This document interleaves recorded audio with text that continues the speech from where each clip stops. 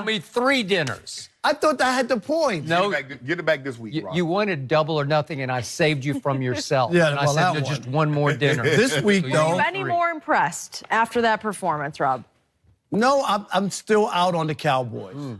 I guess need this. until they hoist the Lombardi Trophy, I think that's what I'll say and concede that maybe they got something going on. But Skip, you know, Maybe they got something going on. Yeah.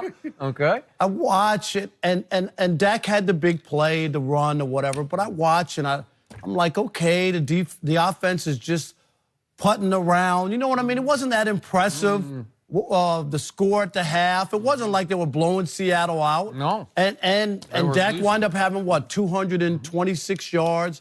He had an okay day. He had a bad pick earlier that could have sealed the game. So there was a bad pick that was involved. So do I give him credit? Yes, that's their only 3rd playoff win since 1995, okay? So I never poo-poo winning. I give you credit for winning. Don't hold that against this team. No, This I'm team's all not. I'm different. just saying. So They of course can't fix what's happened. Well, before. this team is 1-1. Right. How about that the last 3 years? They were You talk about what you want to talk about history. This team should be 2-0. No. They lost, Skip, that game. But to look at this team after that win and go, yep, okay, I was totally wrong. They're going to make a Super Bowl run and they're going to steamroll the Rams in L.A. and move on and go to the Super Bowl. I don't see it.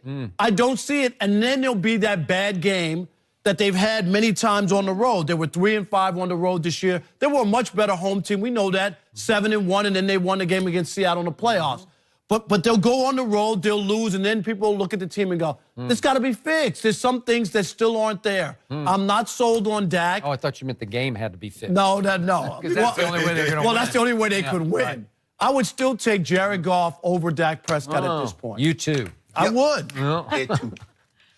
Look, Skip, I do give credit, contrary to what you think.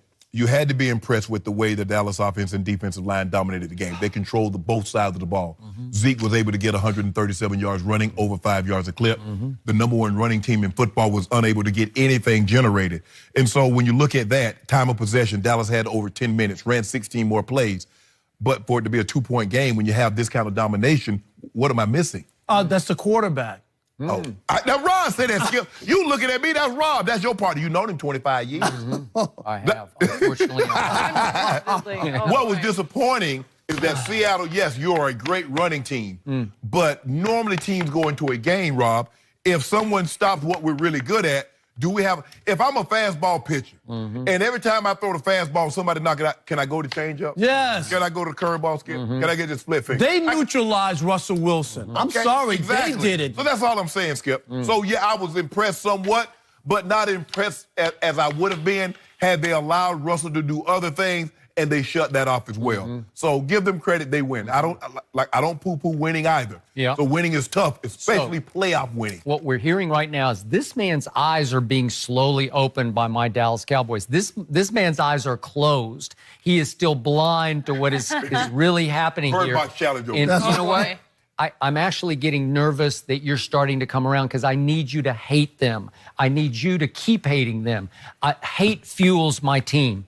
Doubt fuels my team. Disrespect has fueled my team all year. And it keeps getting even with team after team after team for what that team had done to them this year or last year. Last year, the Rams came to Jerry World and embarrassed the Cowboys in the second half. Dallas was up 24-16 at half. That's pretty impressive to score 24 in the first half. The quarterback who couldn't throw, he was really on a roll in the first half. Not so much in the second half. So they owe the Rams. And by the way, I'm going to say it again, and you're with me on this. This L.A. Coliseum, it is their home away from home. So everybody home away from home, Skip. Hey, 60% Cowboy fans will take over. Really? Will it be that big? Absolutely. It's because the Dallas Cowboys have trained in Southern California, in Thousand Oaks or Oxnard, since 1963. They had a couple of breaks where they went back to Texas, but mostly since 1963 they've been here. What has happened over that time span? LA's been without a pro football team. Almost 20, and guess what? Right? A lot of kids, a lot of fathers and mothers would take their kids out to Thousand Oaks or Oxnard to watch the Dallas Cowboys train, and it's free. You can just go watch practice every day. And think about the names that they've had over all those years. Oh, man. They had to start, So you got generations of Cowboy fans coming up, and they're all going to be fighting for tickets that can be had at this Coliseum right now, which is still kind of the Rams' home away from home because they're not in their real home yet, right? Correct. Yep.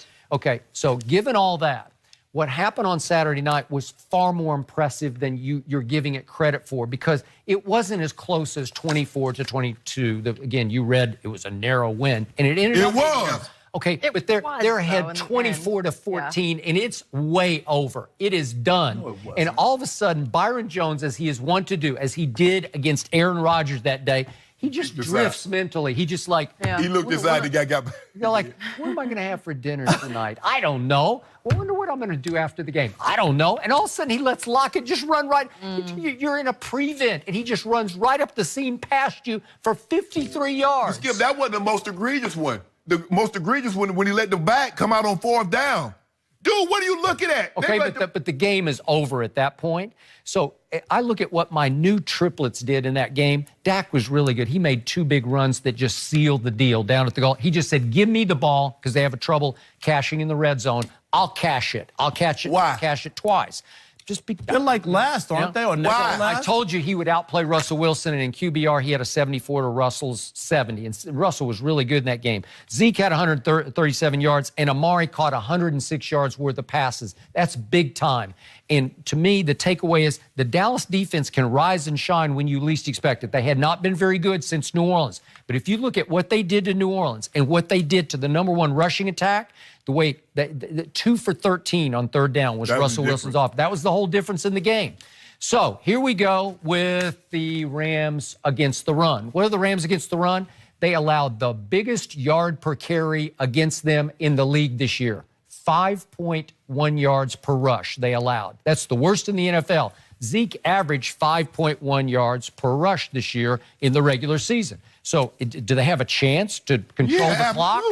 Absolutely. Could Zeke go for 150 and they could win time of possession 35-25? Well, that's what they're going to need to do. Could they out-physical the Rams? Is it possible that Jared Goff has sort of unraveled over the last 5 games? No. He's 6 touchdowns to 6 interceptions with 3 lost fumbles? No. Is it possible? But I need that spread to be bet up. I need it to be a 10-point spread by game time because that's what fuels What is it, my 6.5? football team. It's 7. That's right now. Yeah, bet it up.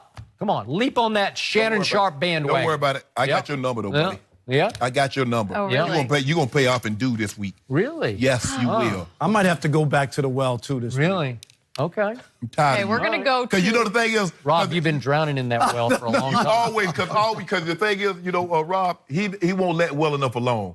Oh, I won 27 cases of due off you. Nobody asked you that.